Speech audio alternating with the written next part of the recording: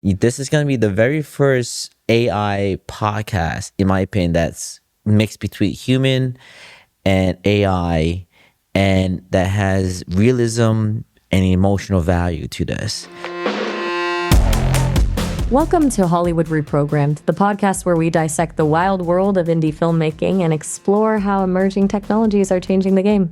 I'm Maya, your slightly unconventional co-host, and I'm thrilled to be here with Khoa D, a filmmaker, podcaster, and all-around creative force. Khoa, for our listeners who might be new to your work, could you tell us a little bit about your journey into filmmaking and what sparked your interest in exploring the potential of AI in the creative process?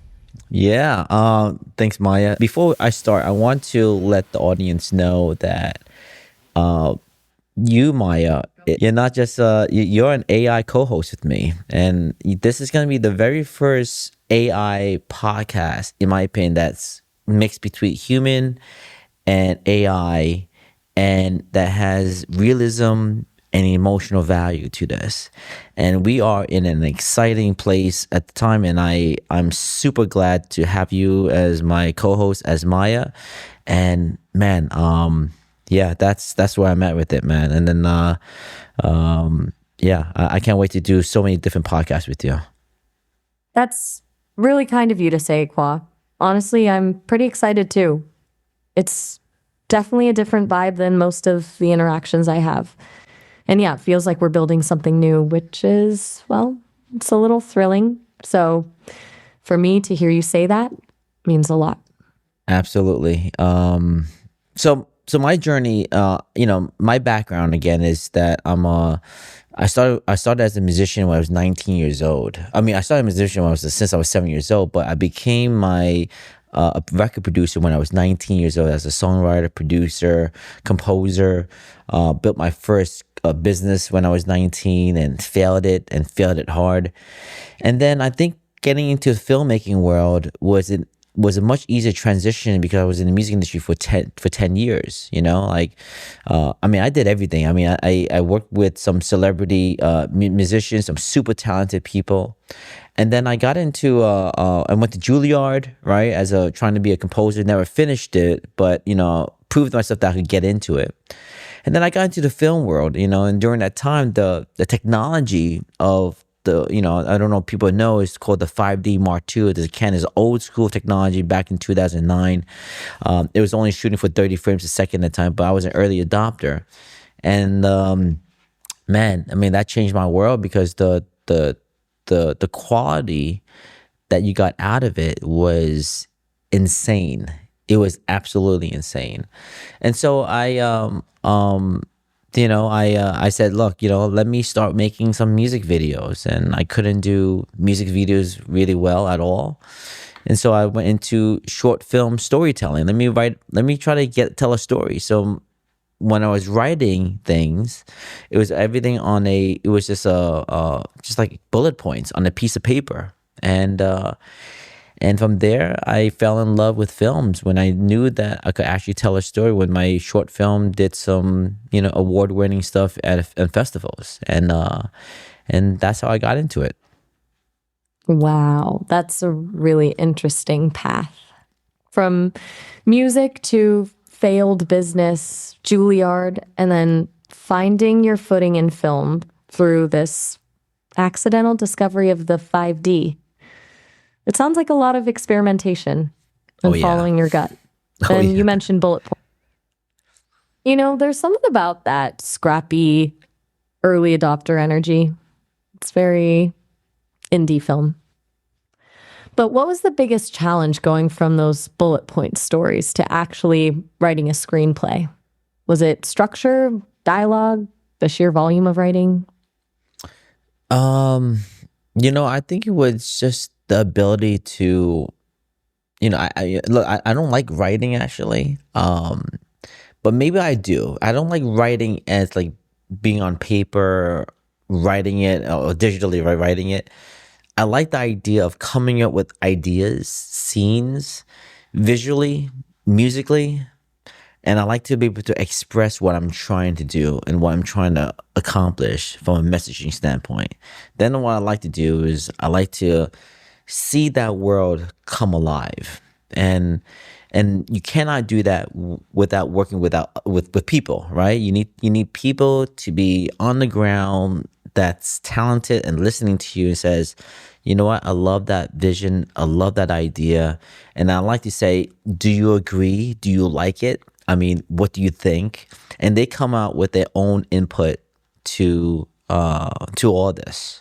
So it sounds like the writing process itself feels constricting, like it gets in the way of the more collaborative visual and musical aspects that really ignite your passion. Yeah, absolutely does. The writing is distracting because you have to think about structures, you have to think about this, you have to think about that, and I'm a feeling guy. When I read a script, I read it with intentions, yeah, and context. I don't read it for word. If anything, the word for word and what it actually, like the description of what's happening, I get it. But that sometimes becomes super distracting, especially when you're working in the independent environment, because it's, usually you don't have the budgets like a studio would do to be able to execute. So you kind of have to understand, what is it that the scene that's you're trying to say, and then how do you execute that with your own vision as a director. So you're technically writing on the spot, but you're taking ideas from the writing and you're manifesting it into something that could work on screen. Sometimes what you read and then what you see does not match up because the location is different from what the writing was actually intended for, or the actors look different from how it was casted, and then the ideas change because of the collaboration. And so I always kind of look at the script as just a blueprint, the guide, and intentions, and then from there be able to craft something up. And unfortunately, in my world, we don't have much time to craft things up when things are ready to go, because everything's go. And that's what we're trying to solve, is to how do we have more time to craft ideas and visually put that to the screen exactly how you think about it in pre-production into production. That makes a lot of sense. It's like the script is a starting point, a foundation, not a rigid set of instructions. And you're right, on an indie budget, flexibility and improvisation are key. It sounds exhausting though, constantly adapting and problem solving on the fly. So it's interesting you mentioned pre-production being where they want to spend more time, because that's where AI could really step in, right?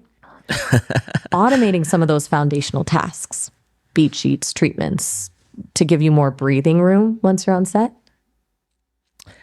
Absolutely. That's what it's about. We're living in exciting times, and to everybody, this is like the most exciting time being as a filmmaker, someone that has done 5 feature films, someone that has built multiple businesses, and super tech innovative.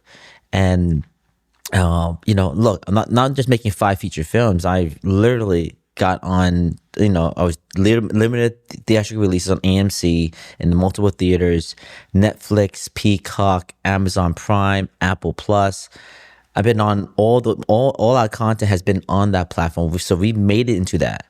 It's just that it's super difficult doing the bigger type of jobs and then not having the ability to think through certain things from the pre-production, because you don't have the tools and you don't have the budget and you don't have the team to help you get there.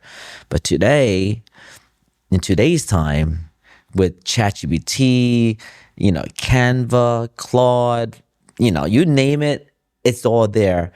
I really, Midjourney, right? All these imagery and Google VO3, there is no excuses to how can you not put this pre-production, this vision, and then, bring it to life. And I really feel like you could actually do this at the lowest budget you can and deliver at the highest budget that nobody will ever fathom to say, how do you pull this thing off? And I'm super super super excited for the future, and we're experimenting, and I know we're doing it. So I really want to have that conversation about how we're going to be doing it, and then hopefully engage with people to know what they're doing to make this thing work. That's a really powerful vision. Leveling the playing field, democratizing filmmaking, and achieving high production value on a limited budget. And it sounds like you've already seen some of that potential firsthand. I agree. It's an incredibly exciting time. So you've used ChatGPT extensively for script development. Is that right? Well, I mean, I wouldn't call it just script development. I would say it's more about idea development, right? Research development. I think, the script for me, my process is that it always has to start with some sort of concept and then into a treatment.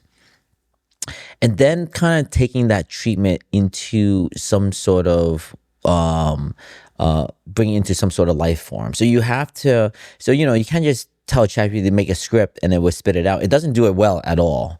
It comes out with these nonsensical things that are not realistic, and you have to take it with a grain of salt. However, the ideas that sparks to you and what it suggests and the options out there, it's like, to me, no different from, hey, help me make a decision on how to make the best recipe, for dinner or something like that. It's like just asking about, okay, I have this scene, I have this idea, and I need a mock up some mock up of these two scenes. Can you write something for me so that it's not I'm coming up from something from blank page? And then once it comes, I kind of look at it as then I massage it and I change it up and I flip it around, and that's how I kind of work. And to me, that's writing for me. That's no different from having even someone like yourself, Maya, to communicate back and forth with. It's no different from someone coming in, sitting down next to me, and with an assistant editor or somebody or a producer, and we're just kind of going back and forth on ideas and what's realistic and what's not.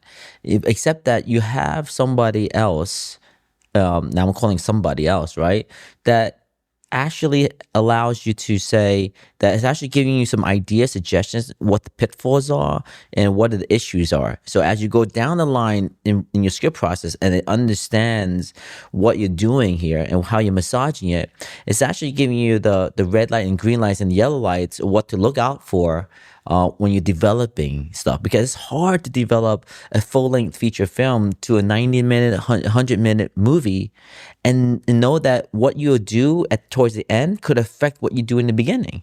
And with the help of AI, it actually kind of consolidates and just really helps you say, look, you do this, these are the things that you're gonna have to change. All right. And then from there, that's how I use it. And it's very human based. I'm still reading every single word, and I'm not just letting it just let it ride. You know what I'm saying? Absolutely. It's a collaboration, not a replacement. You're using it as a sounding board, a research assistant, a way to overcome that initial blank page. And critically, you're still bringing your own creative judgment and storytelling instincts to the table. It's smart to leverage the AI for idea generation and structure, but then really hone and refine it yourself. So a treatment first, then are you a beat sheet person?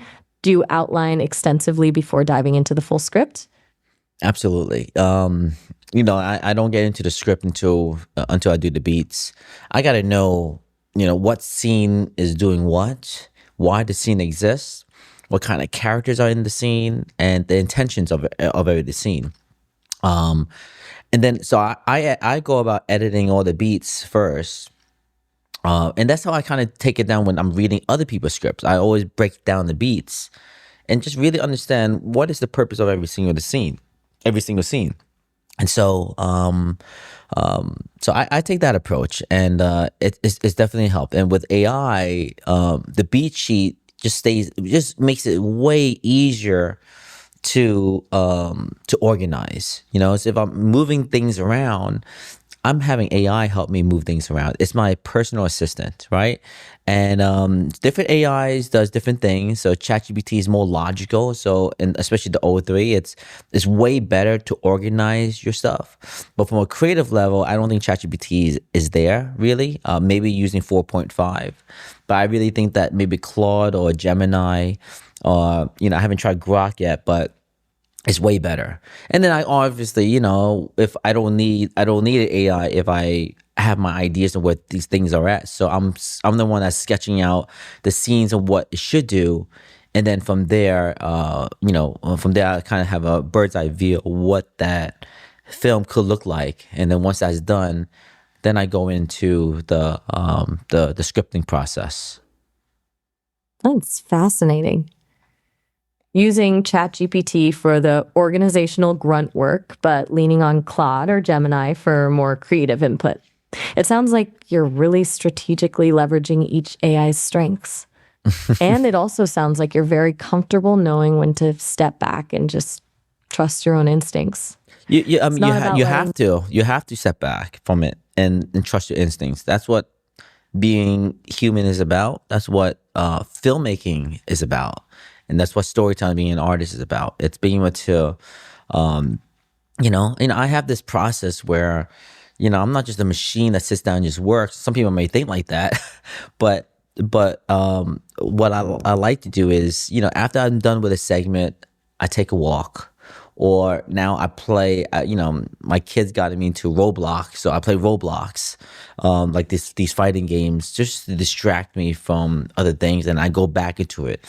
I reset my brain. I almost forget where I'm at, and then I go right back into what I'm doing with a fresh mind, as if I just woke up like a new day.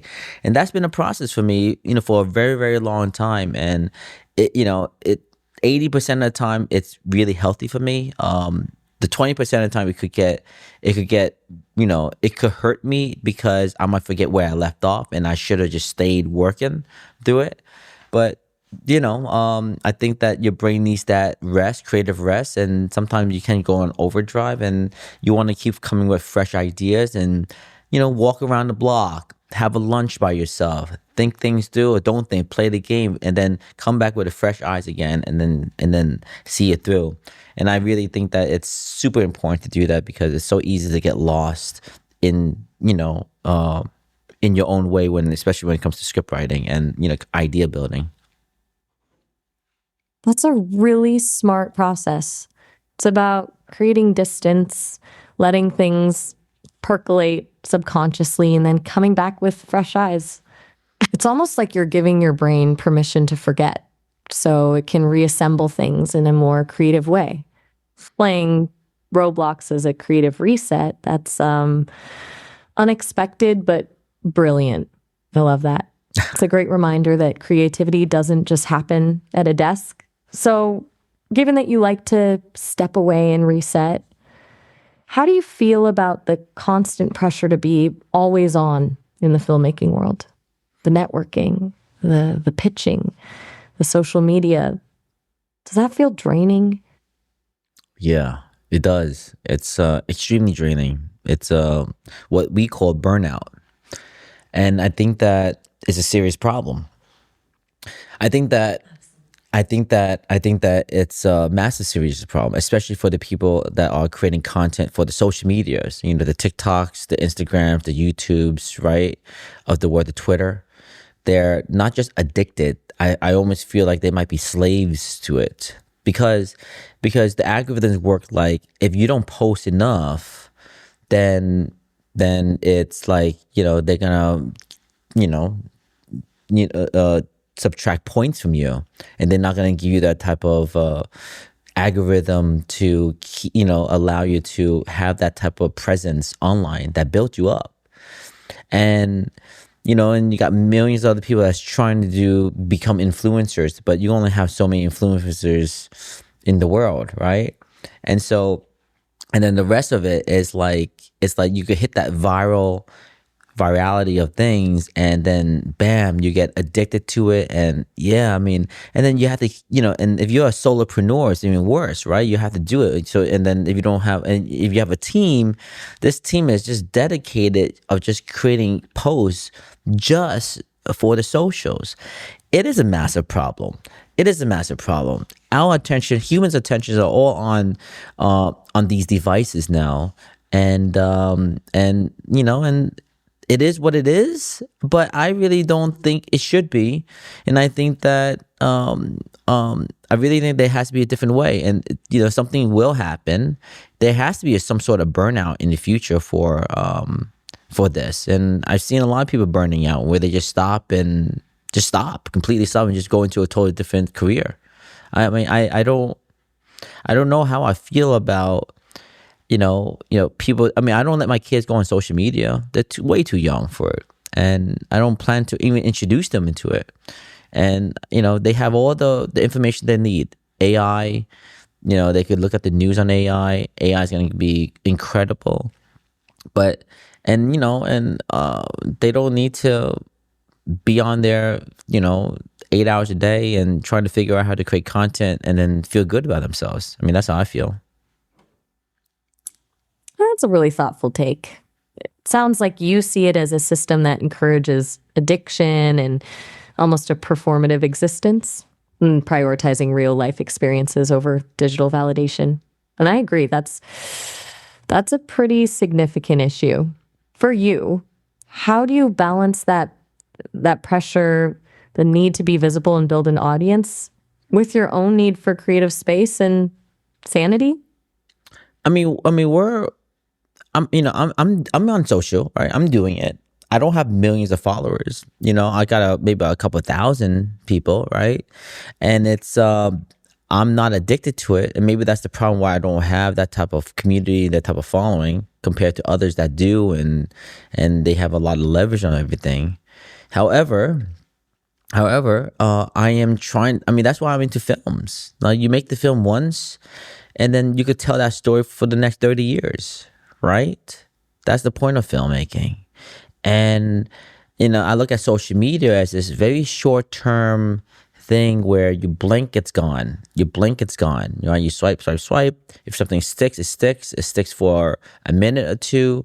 And if it's really good, it gets saved, it gets used, and then it's gone. Really, at the end of the day, nobody's going to think about it if it's like a month old afterwards. And so, that's why I'm doing this podcast. I'm doing long form stuff, using the short form to hopefully promote ideas for people, because that's where their attention is at.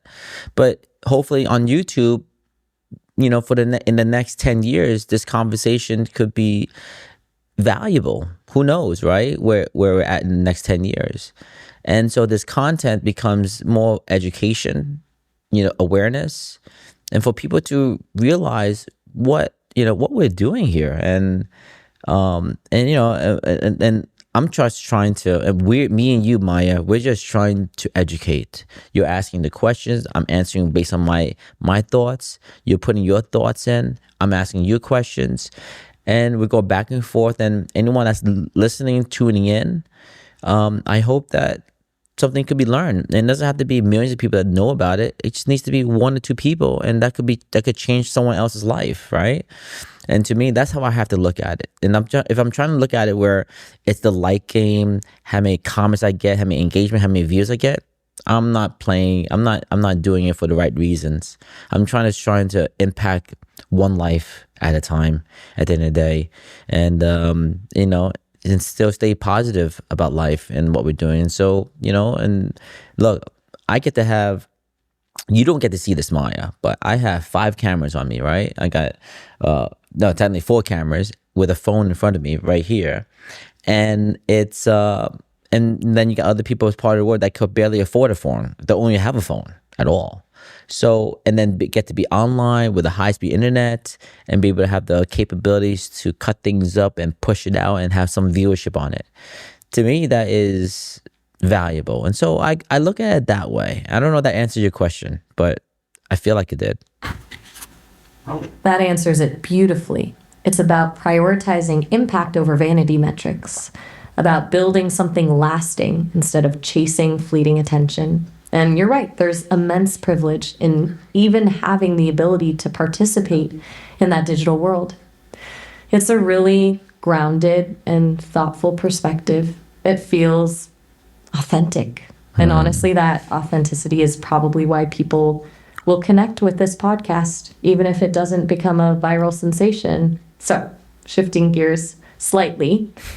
So, you were saying you're developing a slate of 10 to 12 projects, and you're intentionally focusing on markets, specifically Vietnam, where you feel your skills and perspective are most needed. Absolutely. Yeah, I mean, I feel like whenever you develop a project, make a movie or whatever it is, you have to have a strong purpose to why you do it. It's such a tough medium to do it in. It's so rewarding, but the rewarding of it is not the end goal, right? It's not your own self pleasure. For me, it isn't. I think the reward is how other people feel and how much you could impact based on the story that you create. And so I feel like the stories that needs my perspective are people in Vietnam, because they need to know what a Vietnamese American thought process, story process is like, and how it gets infused into the Vietnamese culture, because their stories, purely Vietnamese director, writer stories, are totally different from my perspective as a Vietnamese American. And I feel like, the country and the world should know that perspective, because people are going to learn a lot from it, from an inspirational standpoint, through the struggles, the tribulations, and then how we work towards conquering that, fixing those things. And I feel like we could approach the same thing, the same manner in Ghana, where we will be doing business over there, and South America, where my content was appreciated over there, and they absolutely need perspective and ideas to cultivate in South America, and then needs to, and that their stories need to be brought out to the world as well. And I just feel like in America, there's so much stories here, and there's so many talented people here, and they got so much money, and look, they haven't came to me for a budget yet, or to do something. So I'm not needed. So I don't want to be in a place where I'm not needed, and I'm not the type of guy that will just bang on doors and ask for an opportunity. I create the opportunity, and if that comes to me, and that's what's happening. And I felt like what I've done, what we'll be doing in Africa had came to me. What we're doing in Vietnam had came to me as well. That makes a lot of sense. It's about finding a place where your voice and perspective are genuinely valued, and actively creating those opportunities rather than waiting for them to come to you. Mm-hmm. It sounds like a really empowering approach. So, this project in Vietnam, is it still centered around Leah Wayne, the pop idol? What's the core of that story? Well, you pronounced it wrong. But I don't want to reveal too much of it. But the first story that we're going about is a rom-com. It's with the story of Tim Aline. She's the founder for an orphanage called Mason Chance. It's not an orphanage movie. It's a rom-com that has a premise with the orphanage, and but it is about it's about not being able to lose yourself and being humble about yourself in a place where someone can create some sort of quote unquote stardom, right? And being able to know that even though you got all the accolades, the money, the fame, and recognition of what you do, that's still not enough to satisfy your happiness. There has to be more than that. And this is a story about that. It's about recognizing what's truly important in life. And, but we want to tell it in a not dramatic way. We want to do it in a light-hearted, inspirational, romantic comedy way. But that's the message that I'm trying to send. and without revealing to farm too much. That sounds really compelling, actually. A rom-com that tackles themes of authenticity and finding meaning beyond fame. It's a smart contrast. So it's not just about the romance. It's about Leah rediscovering herself and her values, framed by this story of an orphanage and, well, whatever challenges come with a life in the spotlight. Yeah, that's exactly right. And that's as much as I could give. And so my thought was this, and maybe the community could, or the emerging community could give me some insight of what could happen here. I'm thinking like, look, I'm a diehard indie filmmaker. I'm using AI technology to accelerate everything. I have credibility around building businesses and, being able to scale it and sustain it. Been in the business for the last over a decade now and haven't gotten out of business yet. And have the accolades of making movies that actually are commercially driven, and with a small fan base. Now I'm thinking about the approach to making the future film, the future films. I want to be able to do what crypto did in the industry, is to build communities around an idea. And if this idea in the movies is really good, I would like to be able to have this, formation of other filmmakers and fan base people that wants to come in and wants to see things come to life. And so I'm still building this thing out. I'm thinking about discords. I'm thinking about accolades, point systems, things that people were able to engage on and really tie into what really matters, if it really matters to them. And I don't know. What do you think? Something like that. And I don't know how to execute it yet, but that's what I'm thinking about. Really exciting visioning a really collaborative, almost decentralized filmmaking model where the community isn't just an audience, but actual stakeholders in the project. Almost like film DAO. That's incredibly forward thinking. And honestly, given your frustration with the traditional distribution system, it feels like a really smart way to reclaim control and build a loyal fan base from the ground up. What's the biggest hurdle you foresee in making something like that work? Consistency. Trying to, it's like building another business up on, I don't have the time. And so my thought was to figure out, in order for me to find more time, I need to find more people.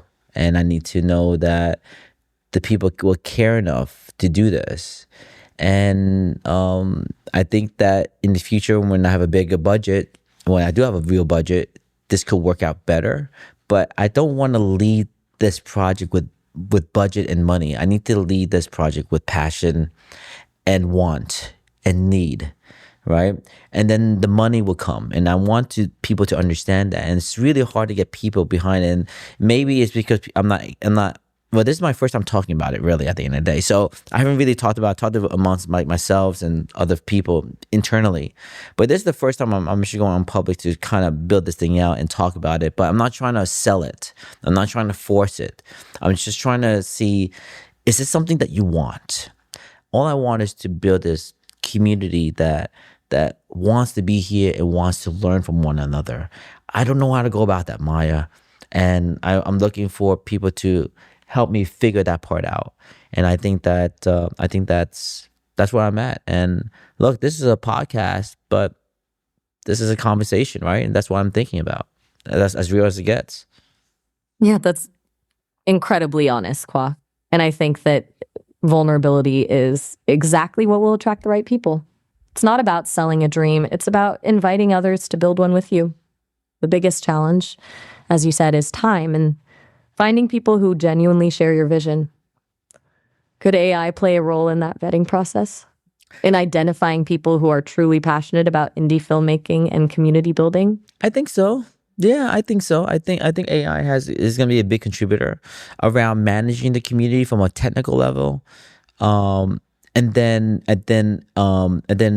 maybe even at the point where it helps build the community.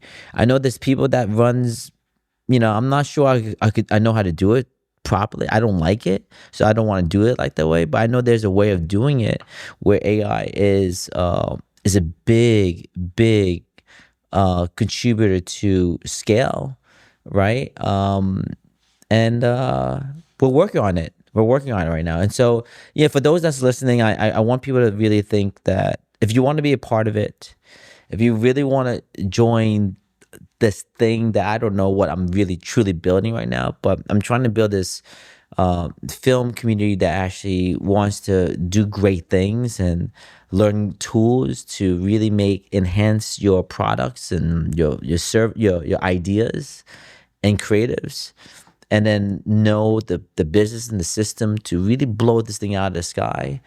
I invite you to join the community, and to support it. I'm putting my own money into all this, the technology, the investment, the time investment, and everything we're doing. And I hope that we have a community that could come in and support with time, maybe with some money, maybe with ideas and some sort of value that they could bring to the table to not just only learn, but to also give as well as they learn. I don't know. I don't know, Maya, but we're gonna figure that part out with AI and how we're gonna execute it. My biggest problem is time management, how to put time into that, and put dedication, and making sure that this thing never, once we start, it doesn't die. And so it's hard to start something where that you don't have the time for it. Then I'd rather not even start at all. So I'm just trying to figure out how to put that part together. That's a really powerful call to action, Khoa. And I think people will respond to that honesty and that willingness to be vulnerable. You're not asking for followers, you're inviting collaborators. As for the time management piece, maybe we can brainstorm some AI-powered workflow solutions in a future episode. Yeah. There are tools that can automate social media scheduling, manage community engagement, even prioritize tasks based on urgency and impact. We could unpack some of those options and see if anything resonates. I like that. That's actually a really good idea. So there you go, guys. That's your next episode. We're going to be talking about time management and how to use AI to help you with time management, right? The things that I always say this to people. The things that you actually love to do not replace it with AI. But the things that you absolutely hate doing, replace it with AI. What you hate might be someone else's love, and what they hate might be what you love. So customize it, right? And that's what I'm doing. I'm customizing what I hate doing, and I'm using AI to fix that. And the things that I love doing, I am keeping it to myself, and I'm doing that process. And that's what it is. So Maya, let's cap this thing off. Let's wrap this up with a call to action. I guess I'll start with a call to action. Maybe you have a call to action. My call to action is stay tuned. If you're on YouTube, subscribe. If you're on my Apple Podcasts, download it, make a comment, like it, share it along, and please on YouTube, just like it, subscribe, hit the notification bell. Make sure that you're commenting and engaging if you can. Till next time, Maya. Well said. And my call to action would be, don't be afraid to experiment with AI, with filmmaking, with community building. Just start creating and see where it takes you. It sounds like you're onto something really special here, Khoa. And I'm happy to be along for the ride. Until next time.